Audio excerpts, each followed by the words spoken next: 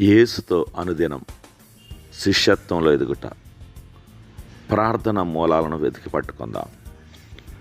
మొదటి దృష్టి చదివి ధ్యానించడానికి కీర్తన 8:1-9 వరకు. యెహోవా మా ప్రభువా, ఆకాశంలో నీ మహిమ కనపరచువాడా, భూమి ఎందంతటా నీ నామం ఎంత ప్రభావం గలది. మొదటి వచనం. మొదటి ప్రాధాన్యత దేవునికి ఇచ్చి ఆయనను సమీపించి ఆరాధించి ఆయన నామాన్ని గణపరచాలని నిన్నటి దినాన మనం అనుకున్న దానికి పరిశుద్ధ గ్రంథం ఆధారం ఏంటి? పరలోక ప్రార్థన యొక్క ప్రారంభ పలుకులలో ప్రభువైన యేసు చెప్పిన మాటలు చూడండి. పరలోకమందున మా తండ్రి, నీ నామం పరిశుద్ధపరచబడును గాక. మత్తయి 6:9. దేనినైనా పరిశుద్ధపరచడం అంటే దానిని గౌరవించడం. ఈ పరిశుద్ధపరచడం అనే మాట పరిశుద్ధ గ్రంథంలోని చాలా ప్రాముఖ్యమైన మాట. గ్రీకు పదమైన హగెయాజో నుంచి వచ్చింది. దీనికి అర్థం స్తుతించుట. ఆయన కోసం ప్రత్యేకించి పరిశుద్ధపరచాలి. దీనికి అర్థం మన స్తుతులు దేవుణ్ణి పరిశుద్ధపరుస్తాయనా? లేదు. మనం చేసేది ఏది ఆయన గుణలక్షణాలకు అదనంగా ఏ ఒక్కటి జత చేయలేదు, అలాగే ఏ ఒక్కటి తీసివేయలేదు. ఈ అనంత విశ్వంలో దేవుడొక్కడే జీవాధిపతి. ఆయనకి ఎలాంటి అవసరత లేవు. ఎవరు కూడా ఆయనను పరిపూర్ణం చేయలేరు. ఎందుకంటే ఆయన స్వయంగా పరిపూర్ణుడు.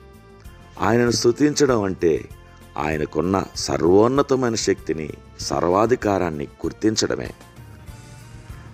ఆయన అన్నిటికన్నా మేలైన అతీతుడైన వాడని ధృవీకరించి ఆయనకు చెందవలసిన మహిమ ఘనతలను ఆయనకు సమర్పించాలి. దీనికి అర్థం ప్రార్థన అనేది దేవునితో సంభాషించడం అయినప్పటికీ అది ఆయన ఆరోహణమును గుర్తించి ఆకాశంలో పైనున్న ఆయన వద్దకు చేరుతుంది. ఇంకా చెప్పాలంటే దేవుని యొక్క ప్రముఖమైన స్థానాన్ని మన హృదయంలోను మనసులోను ఇచ్చి ప్రార్థన ప్రారంభించకపోతే అది ప్రార్థనే కాదు. పరిశుద్ధ గ్రంథములో ప్రార్థన అనే పదానికి ఉన్న భావం వేరు.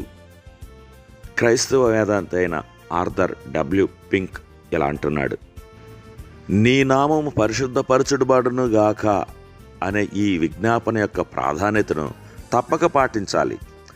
దేవుని నామమును మహిమపరచుటే చివరగా ఉండేది, అనగా అనంతమైనది. మనం దేవునిని ప్రార్థనలో కలుసుకునేటప్పుడు మనకు సంబంధించిన అవసరాలన్నీ రెండవ స్థానంలోకి వస్తాయి. యేసు మాటలు విన్న తన శిష్యులకు నేర్పిన నియమం ఇదే. అటు తర్వాత రానయ్యున్న శిష్యులమైన మనమందరం తెలుసుకున్నది ఈ సిద్ధాంతాన్నే. గతంలో జనులు దేవుని సమీపించినట్లుగా ప్రభు నేర్పిన ప్రార్థన యందు ప్రభువైన యేసు సూచనలకు అనుగుణంగా ఇప్పుడు మనం ఆయనను భక్తితో సమీపించాలి. తండ్రి, ఎంతో తరచుగా నా ప్రార్థనలలో మొదటి ప్రాధాన్యత నాకే ఇచ్చాను. ఇప్పుడైతే ఆ ప్రాధాన్యత మీకు ఇవ్వవలసినదని తెలుసుకున్నాను. అత్యంత ప్రధానమైన ఈ సత్యాన్ని నేను అర్థం చేసుకొని స్పందించేలా సహాయం చేయండి. ప్రభువైన యేసు నామమున అడుగుతున్నాను తండ్రి. ఆమెన్.